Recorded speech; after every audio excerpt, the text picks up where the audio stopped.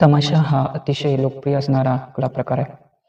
हा कला प्रकार सिद्ध होण्यापूर्वी महाराष्ट्रात गोंधळ, जागरण, बळीराजा आणि महासुभा ज्योतिबा यांच्या कार्याची जागृती, परगीत गायन जागरण, आग्यामुरळी, दशावतार, बहुरूपी, वासुदेवाची गाणी, पोतराज इत्यादी कला प्रकार प्रचलित होते. या सर्व नाट्यात्मक लोक कला प्रकारात आणि तमाशामध्ये तांत्रिक अंगाच्या दृष्टीने आणि वाङ्मयीन बाजूने काही एक साधर्म्य आढळते. तमाशा हा गण, गवळण, लावणी, बतावणी आणि वग अशा 5 अंगांनी समृद्ध झालेला आहे.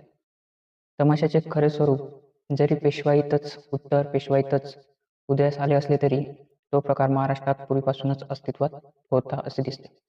महाराष्ट्रात अनेक तमाशा फळ असून